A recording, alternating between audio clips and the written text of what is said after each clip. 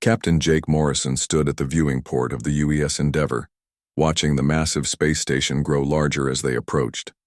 Nexus Prime looked like a giant metal flower floating in space, its 12 arms reaching out toward the binary stars that gave it light and power. Each arm belonged to one of the great alien races that ruled the galaxy. Today, humans would try to join them. Jake had been flying ships for 20 years, but nothing had prepared him for this moment. Behind him, diplomat Lisa Carter checked her notes for the 100th time while Colonel Ben Hayes studied tactical reports on his tablet. The three of them represented all of humanity in these talks. The weight of 3 billion human lives rested on their shoulders. "Captain, we're getting a signal from the station," said the communications officer. "They're giving us docking instructions for Arm 7. Jake nodded and took his seat. "Take us in, steady and slow. Let's not give them any reason to think we're aggressive." The docking procedure took 2 hours. Every move had to be perfect, every protocol followed exactly. The aliens had been watching humans for 50 years, ever since Earth developed faster than light travel. Some of them liked what they saw. Others were not so sure. Lisa Carter had spent 5 years learning about the 12 races of the Galactic Council. The Zephyrians looked like tall, thin humans with blue skin and 4 arms. They were scientists and explorers who valued knowledge above all else.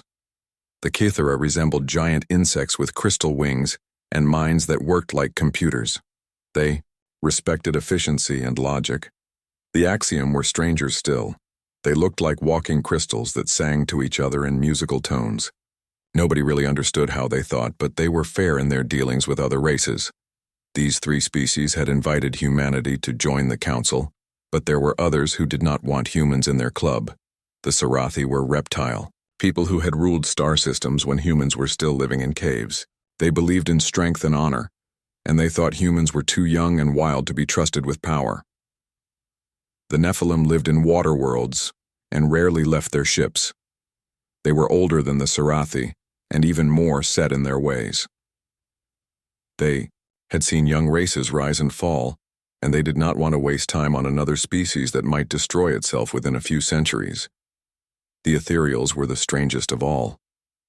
They had no solid bodies, existing as pure energy that flowed through special containers. They claimed to see the future, and whatever they saw about humanity made them nervous. Jake, Lisa, and Ben were taken to their quarters on the station. The rooms were designed for human comfort, with proper air, gravity, and temperature. Someone had done their homework about human needs. The first meeting took place in a great hall at the center of the station. 12 seats formed a circle, with each race having their own special chair designed for their body type. A 13th chair had been added for the humans, smaller than the others but placed at the same level. High Counselor Vexitar of the Zephyrians spoke first. His voice came through a translator that made him sound almost human. "We welcome the delegation from Earth to these proceedings. Your species has shown remarkable growth in a very short time." Lisa Carter stood and bowed in the Zephyrian manner, touching her forehead with both hands. "We are honored by your invitation and grateful for this opportunity to prove ourselves worthy of membership in the Council." The talks began simply enough. Each race asked questions about human culture, technology, and goals. Jake answered questions about human space travel and military capabilities. Lisa explained Earth's government systems and laws. Ben discussed human colonies and expansion plans. The Kythera representative, a creature called Zixan, was particularly interested in human problem-solving abilities. "Your species shows unusual creativity in difficult situations. This trait could be valuable to the Council." Days turned into weeks, and weeks into months. The negotiations moved slowly, as was the custom among the alien races. Every detail had to be discussed, every concern addressed. Lisa Carter worked 18 hours a day, writing and rewriting the treaty that would make humans junior members of the Council. The Terran Integration Protocols, as the document came to be called, would give humans the right to trade freely with other Council races. Human ships could travel through Council space without fear of attack. Earth could establish colonies in certain star systems that were currently unclaimed. In return, humans would have to follow Council laws regarding war, slavery, and the treatment of primitive species. Human military forces would be limited in size and could not carry certain types of weapons. Most importantly, humans would have to prove themselves over a period of 50 years before gaining full membership rights. Jake found the restrictions frustrating, but Lisa reminded him that they were getting more than any new species had ever been offered. The council usually made races wait hundreds of years before even considering them for membership. Ambassador Kevin Phillips arrived from Earth in the 5th month with the final authorization codes needed to sign the treaty. He was a thin man with gray hair who had spent his career making deals with other governments. To him, this was just another negotiation, though admittedly with higher stakes than usual. The President and Congress have approved the protocols, Phillips told the human delegation during a private meeting. Earth is ready to join the galactic community. Not everyone on the council was happy with the decision. Jake noticed that the Sarathi delegate, war leader Kesroth, always seemed angry when humans spoke. The creature's red eyes would narrow, and his forked tongue would flick out to taste the air like a snake sensing prey.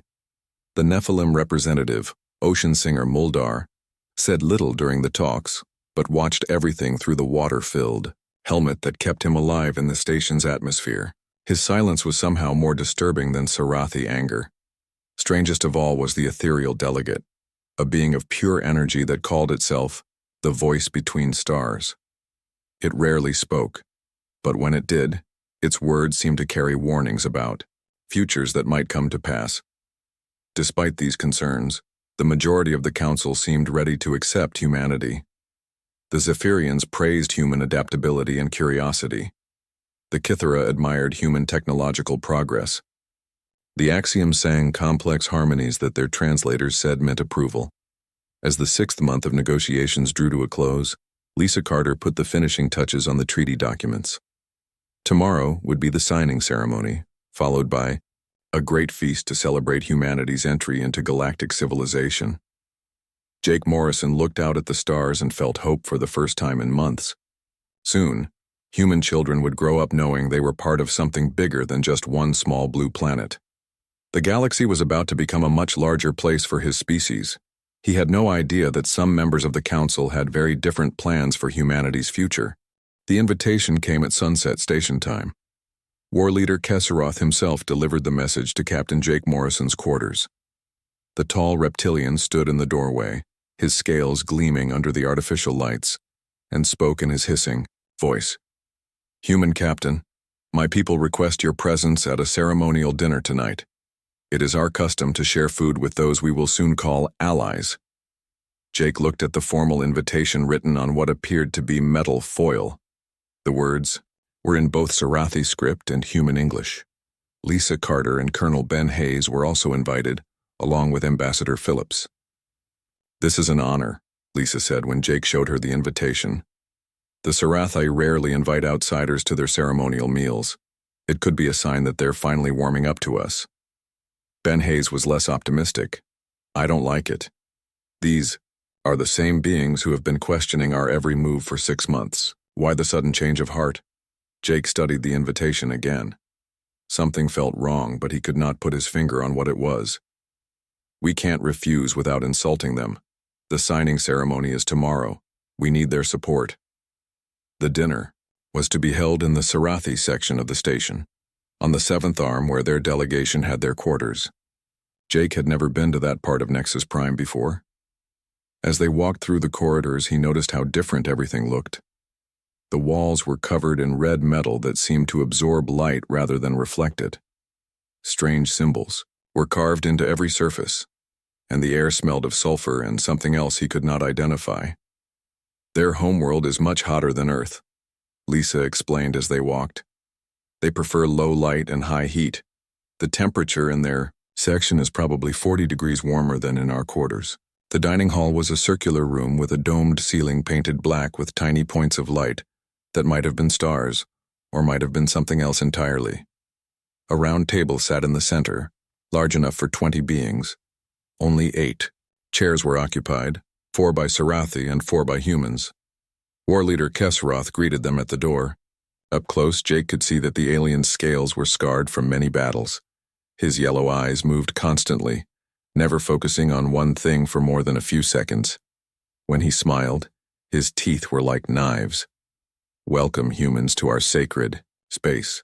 Tonight we share the foods of our ancestors and speak of the future we will build together.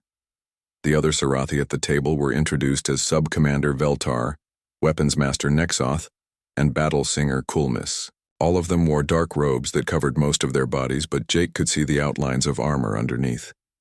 The meal began with a ceremony that involved burning some kind of plant that made the air thick and hard to breathe. The Sarathi chanted in their own language while the smoke swirled around the room. The humans sat quietly, trying not to cough. This smoke carries the spirits of our warriors who have died in battle, Kesroth explained. They join us tonight to witness this historic moment. The food was unlike anything Jake had ever seen. Some dishes looked like they might once have been animals, while others resembled plants that had been carved into strange shapes. Everything was dark red or black, and most of it was still moving slightly on the plates. Lisa Carter tried to eat, politely taking small bites and nodding appreciatively. Ambassador Phillips pushed the food around on his plate without actually eating much of it. Ben Hayes ate nothing at all, his hand resting near the ceremonial dagger all council delegates were allowed to carry. You do not enjoy our cuisine, Kesseroth observed, his tongue flicking out to taste the air. It's very different from what we're used to, Jake replied diplomatically, but we appreciate the honor of sharing it with you. The conversation started normally enough. The Sarathi asked questions about human military traditions and combat techniques. They seemed particularly interested in how humans trained their soldiers and what weapons they preferred. Your species has a reputation for violence, Sub-Commander, Veltar said. Some of our allies find this concerning. Humans fight when we have to, Ben Hayes replied. But we prefer peace when it's possible. Battle Singer Kulmis made a sound that might have been laughter. All young races say such things. They speak of peace while they sharpen their claws in secret. The atmosphere in the room began to change. The Sarathi were no longer making polite conversation. Their questions became accusations. Their voices grew louder and more aggressive. You expand too quickly, Weapons Master Nexoth hissed. In 50 years you have gone from one world to 20 colonies. This hunger for territory is dangerous. We're explorers, Lisa said, trying to keep her voice calm. We want to learn about the galaxy, not conquer it. Lies, Kesroth spat. We have studied your history, war after war, conquest after conquest. Your own planet bears the scars of your violence. Jake felt the situation spiraling out of control. Every species has a violent past. What matters is what we choose to do now. The war leader stood suddenly, his chair scraping against the floor. His yellow eyes blazed with hatred that had been hidden behind false politeness for months. What you choose to do now is die. The ceremonial daggers came out first. Ben Hayes was fast, but the Sarathi were faster. Veltar's blade found the colonel's throat before he could draw his own weapon. Blood sprayed across the table as Hayes fell backward, his hands clutching at the wound. Lisa Carter screamed and tried to run for the door, but Battle Singer Kulmis was already there, blocking her escape. The alien's claws raked across her back, tearing through her diplomatic robes and the flesh beneath. Ambassador Phillips had no time to react before Nexoth's energy weapon discharged, the beam burning through his chest and leaving a smoking hole where his heart had been. He collapsed without making a sound. Jake threw himself under the table as more energy weapons appeared in Sarathi hands. The dining hall filled with the smell of burnt flesh and ozone. He could hear Lisa moaning somewhere, nearby, badly hurt but still alive. Kill them all, Kesseroth ordered. Make it look like they attacked us first. Jake crawled toward the emergency beacon on his belt, his hands shaking as he tried to activate it. Energy beams scorched the floor around him, missing by inches. One of the Sarathi was moving around the table, trying to get a clear shot. The beacon activated just as Veltar found him. Jake rolled aside as the energy beam hit the spot where his head had been a moment before. The signal was already transmitting, sending a distress call to the UES Endeavor. The human ship will receive our message soon, Kesroth said. They will come to rescue their captain, and we will destroy them too. Then we will tell the council that the humans attacked during a peaceful dinner. Jake managed to reach Lisa, who was lying in a pool of her own blood. Her eyes were open but unfocused, and her breathing was shallow and rapid. "The treaty," she whispered. "Don't let them destroy the treaty." "Enough talk," the war leader snarled. "Finish this." The energy weapons charged up again, their high-pitched whine filling the air. Jake closed his eyes and waited for the end. But the end did not come. Alarms began blaring throughout the station. Emergency lights flashed red and blue. The Sarathi looked around in confusion as voices in multiple languages announced a hull breach in Section 12. "What is happening?" Nexoth demanded. A new voice spoke from the communication system, cold and mechanical. "This is the UES Endeavor. We have received a distress signal from our delegation. You have 30 seconds to respond, or we will consider—" "You hostile," Kesroth hissed in anger. "They are too early. The plan requires more time." The war leader activated his own communicator and spoke in perfect human English. "Endeavor, this is Nexus Prime. Your delegation has attacked our representatives during a peaceful dinner. We are defending ourselves." Jake tried to speak to tell his ship the truth, but his voice was too weak to carry over the alarms and the Sarathi lies. "Copy that, Nexus Prime," came the reply from the Endeavor. "We're sending shuttles to extract our people." "Negative, Endeavor. The humans are armed and dangerous. We cannot guarantee the safety of your shuttles." Through the chaos, Jake heard the sound he had been dreading. Energy weapons firing in space. His ship was under attack, and there was nothing he could do to warn them. The battle was brief and one-sided. The Endeavor had come expecting a rescue mission, not a war. The Sarathi ships were hidden and ready, their weapons already charged and aimed. Within minutes, it was over.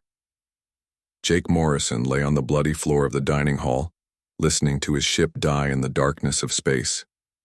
Around him, the Sarathi were already setting the scene, arranging bodies and planting evidence that would tell their version of the story. The galaxy would believe that the humans had started the violence. The peace treaty would never be signed. Earth would be marked as a dangerous species to be avoided or contained. And somewhere in the back of his fading mind, Jake Morrison began to plan for revenge. Jake Morrison's escape pod drifted for 3 days before a human patrol ship found him floating near the edge of the system. The medics said it was a miracle he survived. The pod's life support had been damaged by debris from the Endeavor's destruction, and he had been breathing poison for the last 12 hours. When Jake woke up in the medical bay, the first thing he saw was Admiral Ryan Brooks standing beside his bed.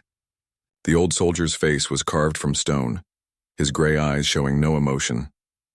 Behind him stood 2 other people Jake recognized from news broadcasts, President Amanda Clark and General Sam Rodriguez. "Captain Morrison," the president said softly, "we need to know exactly what happened out there." Jake told them everything: the dinner invitation, the false hospitality, the sudden attack. He described how the Sarathi had planned it all, how they had set up humans to look like the aggressors. He told them about Lisa Carter bleeding on the floor, about Ambassador Phillips dying without a sound, about Ben Hayes trying to defend people who had come in peace. When Jake finished his report, the room was silent for a long time. "President." Clark stared out the viewport at the stars, her hands clenched into fists. General Rodriguez was studying a tablet that showed ship movements near Nexus Prime. Admiral Brooks just looked tired. "The council has already voted," Clark said finally. "Based on Sarathi testimony and fabricated evidence, they have declared humanity a threat to galactic peace. We are now under total quarantine. No human ship is allowed to leave the Sol system." "They believe the lies," Jake whispered. "Not all of them," Admiral Brooks replied. "Some of the Zephyrians are asking questions, but it doesn't matter. The vote was 9-3. We're cut off from the galaxy." Jake tried to sit up, but pain shot through his ribs where Sarathi claws had raked him. "We have to tell them the truth. There must be some way to prove what really happened." President Clark turned from the viewport. Her face was calm, but her eyes burned with cold fire. "Captain, in 6 hours I'm going to address the nation. I'm going to tell 3 billion people that their representatives were murdered while trying to make peace. I'm going to tell them that we've been marked as criminals by beings who don't even know us. What will you say about our response? Jake asked. That depends on what this meeting decides, Clark replied. Admiral Brooks, what are our military capabilities? The Admiral activated a holographic display that filled the center of the room. Ship designs rotated slowly in the blue light, accompanied by numbers and statistics that made Jake's head spin. We have 237 combat vessels of various classes, Brooks began. Another 400 ships that could be converted for military use. Our newest destroyers are fast and well armed, but they're not designed for the kind of war we might be facing. What kind of war is that? Clark asked. Total war, Madam President. The Sarathi have over 1,000 ships, and they've been building them for centuries. The Nephilim Navy is even larger. If they decide to wipe us out instead of just containing us, we don't have the firepower to stop them. General Rodriguez looked up from his tablet. That assumes we fight a conventional war, but humans don't always fight conventionally. Jake saw something in the general's eyes that reminded him of the Sarathi war leader. A cold hunger that promised violence to anyone who threatened what he protected. Explain, President Clark said. We have advantages they don't expect, Rodriguez continued. We're faster to adapt, quicker to change tactics. Most importantly, we have nothing left to lose. They've already decided we're too dangerous to live with. That gives us a certain freedom. Admiral Brooks nodded slowly. The general is right. If we're going to be criminals anyway, we might as well be effective criminals. President Clark was quiet for several minutes, thinking. When she spoke again, her voice was different, harder. Dr. Helen Grant has been working on some interesting projects. Admiral, I want you to contact her immediately. Tell her she has unlimited resources and no oversight. Whatever she needs, she gets. The Phoenix Initiative? Brooks asked. Everything. Phoenix, Prometheus, Titan, all of it. If we're going to war with the galaxy, we're going to war with weapons they've never seen before. Jake felt a chill that had nothing to do with his injuries. Madam President, what exactly are these projects? Things that were too dangerous to build in peacetime, Clark replied. Weapons that violate every treaty Earth ever signed, but Earth isn't part of those treaties anymore, is it? The meeting continued for 2 more hours. Plans were made, orders were given, and resources were allocated. Jake listened in growing amazement as the leaders of humanity calmly discussed turning their entire civilization into a war machine. Within 24 hours of Jake's return, every orbital shipyard around Earth was working at maximum capacity. Civilian vessels were recalled and converted into troop transports or missile platforms. Mining operations in the asteroid belt were redirected to provide materials for weapons production. The most dramatic changes happened on Earth itself. Factories that had been making consumer goods were retooled to produce military equipment. Universities canceled normal classes and focused on crash courses in engineering and tactics. Even children were involved, helping to sort materials and carry messages. Dr. Helen Grant's research facilities were expanded overnight. The Phoenix Initiative, which had been a small theoretical project, suddenly employed 10,000 scientists working around the clock. The weapons they were developing had names that sounded like poetry and promised destruction on a scale the galaxy had never seen. Jake was released from the medical bay after a week, but he was not allowed to return to active duty. His injuries were healing, but the psychological trauma ran deeper. He had nightmares about Lisa Carter's blood and Ambassador Phillips' burning chest. Sometimes he woke up screaming Ben Hayes' name. Instead of commanding a ship, Jake was assigned to work with the intelligence division. His job was to share everything he knew about the alien races, their capabilities, and their weaknesses. It was not the kind of duty he preferred, but it was important work. The Sarathi are warriors, but they're traditional warriors, he explained to a room full of analysts. They believe in honor and formal combat. They won't expect us to use tactics they consider dishonorable. What kind of tactics? Asked Captain Tony Mitchell, Jake's former first officer who had volunteered for the first retaliation mission. Anything that works, Jake replied. They expect ships to fight ships. They don't expect ships to ram each other, or cargo containers to explode like bombs, or civilian vessels to carry military weapons. Tony nodded thoughtfully. So we fight dirty. We fight like humans, Jake corrected. We fight like a species that's been backed into a corner and told it doesn't deserve to exist. The first human retaliation fleet was ready in 6 months. It consisted of 40 ships, a mix of military vessels and converted civilian craft. To alien eyes, it would look like a small and desperate force. They would be wrong. Captain Mitchell stood on the bridge of his flagship, the UES Retribution, and looked at the tactical display showing his fleet. Each ship had been modified with weapons that would surprise their enemies. Each crew had been trained in tactics that no alien military academy taught. Set course for the edge of Sarathi space, Mitchell ordered. It's time to teach the galaxy. What happens when you murder human diplomats? Jake Morrison watched the fleet depart from an observation deck on Luna Station. He thought about Lisa Carter and her dreams of peace between species. He thought about Ben Hayes and his quiet dedication to protecting others. He thought about Kevin Phillips and his belief that negotiation could solve any problem. They had been good people who died trying to build a better future.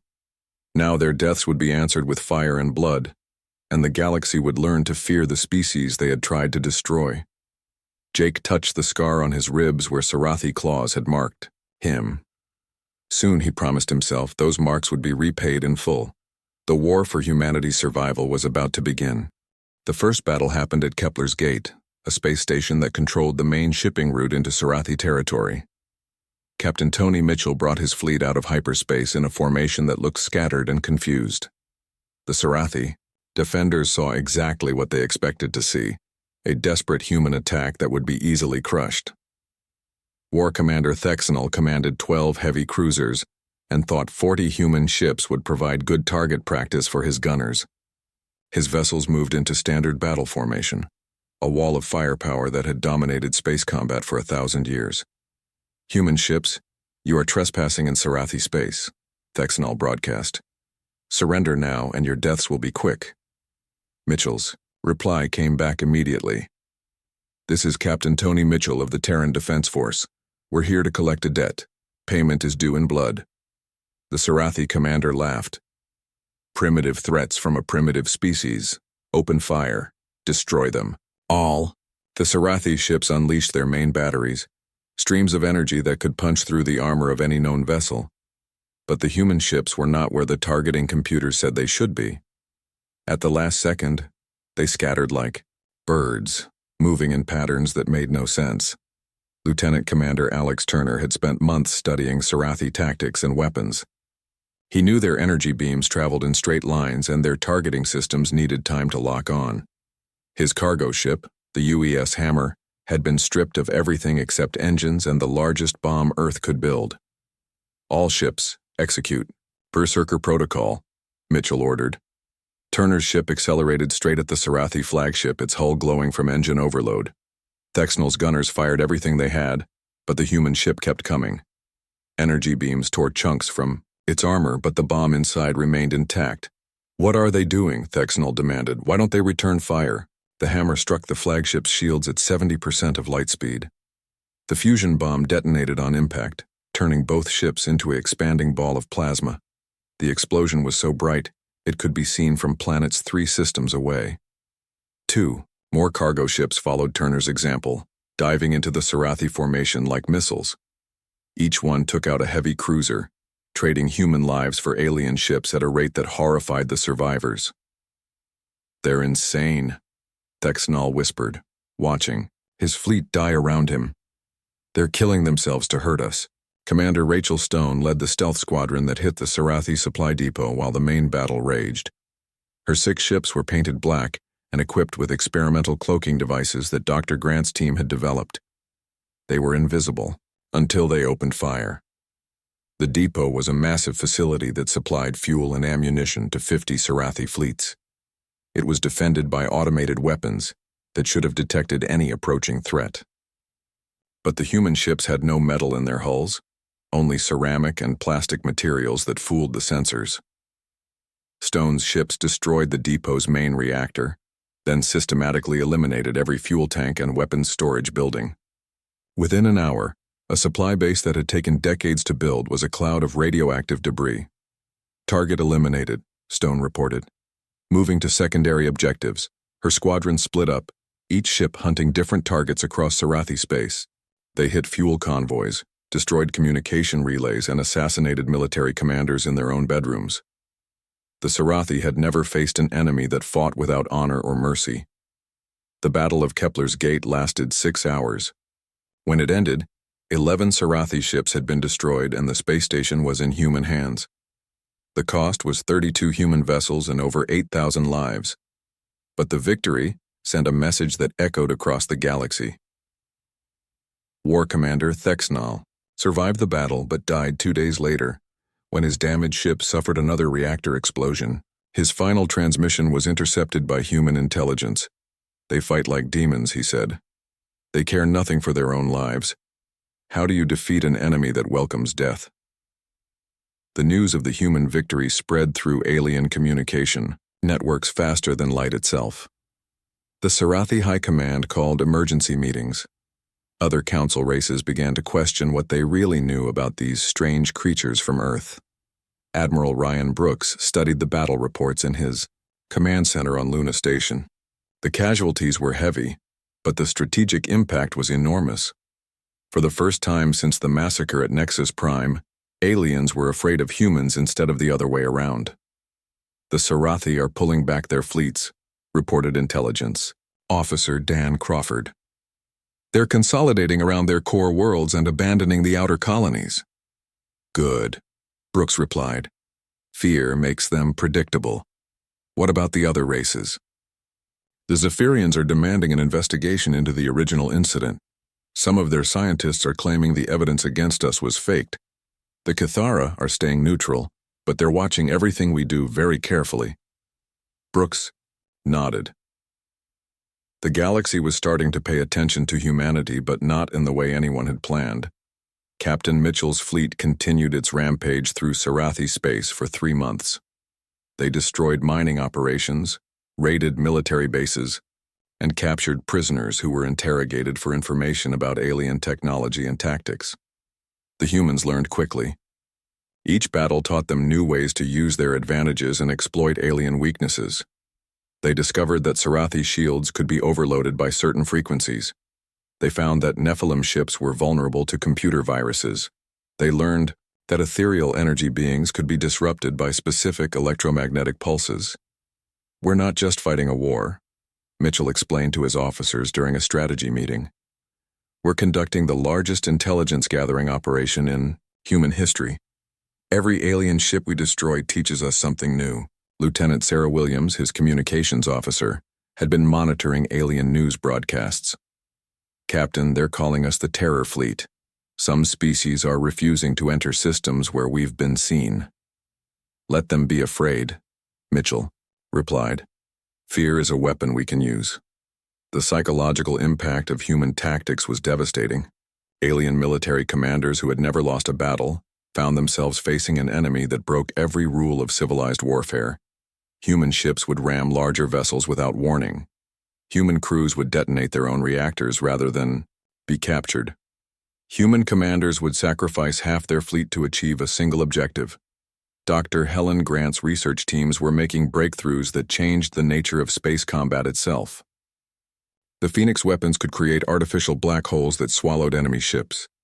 The Prometheus missiles could phase through solid matter and explode inside heavily armored targets. The Titan bombs could crack the crust of a planet. "We're developing weapons that violate the laws of physics," Grant reported to President Clark. "Some of these devices should be impossible, but human engineering has always specialized in making the impossible work." The president looked at the test footage of a Phoenix weapon consuming an entire asteroid. "How many of these can we build?" "Anindri, many as you want, Madam President. The only limit is how fast we can train crews to use them without killing themselves." Jake Morrison watched the war reports from his desk in intelligence headquarters. The human fleet was winning battles and striking fear into alien hearts, but he wondered what price his species was paying for victory. "We're becoming the monsters. They said we were, he told Admiral Brooks during one of their regular meetings. Maybe, Brooks replied. But we're alive monsters. That's better than being dead saints. The Sarathi attempted one final offensive, sending their entire remaining fleet to attack Earth itself.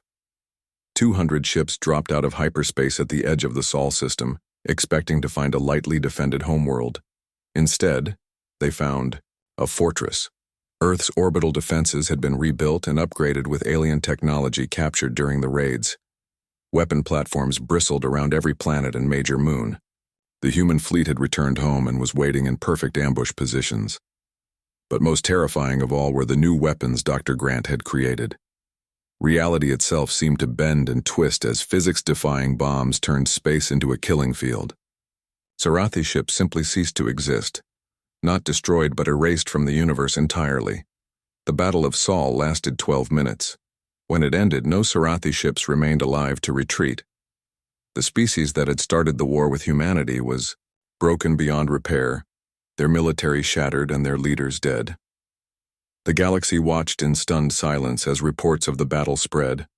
Humanity had not just defeated the Sarathi, they had annihilated them so completely that other races began to wonder if humans were actually the civilized ones. In the aftermath of the slaughter, something unexpected happened.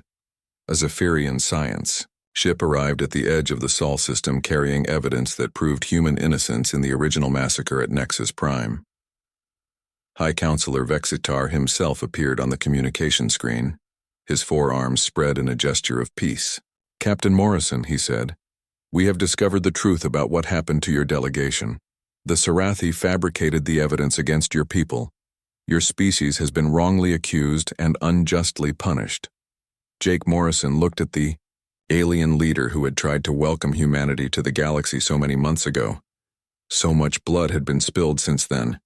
2 years after the Battle of Sol, Admiral Jake Morrison stood on the bridge of the UES Vengeance, humanity's first Titan-class battleship. The vessel was 3 kilometers long and carried enough firepower to sterilize a continent. Through the Muo viewport, he could see the Sarathi homeworld turning slowly below them, its cities burning from precision strikes that had lasted only minutes. "Sir, we're receiving surrender transmissions from the planetary government," reported Communications Officer Lisa Park. "They're offering complete capitulation." Jake nodded, but did not take his eyes off the planet. Somewhere down there, war leader Kesroth was hiding in a bunker, probably still believing that honor and tradition would save his people. He was about to learn otherwise. "Admiral Brooks to all fleet commanders," came the voice from the command center back on Earth. "Phase 2 of Operation Reckoning is complete. The Sarathi military no longer exists as an organized force. The transformation of humanity's war machine had been remarkable to witness. Dr. Helen Grant's research teams had not just created new weapons, they had revolutionized the very concept of warfare. The Titan-class ships were mobile fortresses that could appear anywhere in the galaxy within hours. Their reality-warping weapons made traditional shields and armor completely useless. Commander Steve Parker had led the surgical strike against the Sarathi capital city, demonstrating a level of precision that shocked even human observers. His squadron had destroyed every military installation while leaving civilian buildings untouched. The message was clear. Humanity could have killed everyone on the planet, but chose not to. "The Sarathi leadership is requesting to speak with our commanding officer," Park reported from his ship in orbit. "Put them through," Jake replied. The image that appeared on the screen was of a broken reptilian leader whose scales had lost their shine. War leader Kesroth looked like he had aged decades in the past 2 years.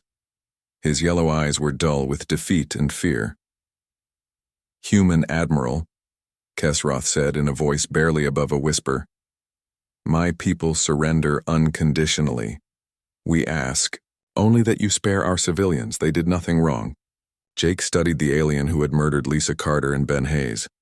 The rage that had driven him for so long was still there, but it was controlled now, focused into something colder and more terrible than simple anger. "Your people did nothing wrong," Jake agreed. "But you did.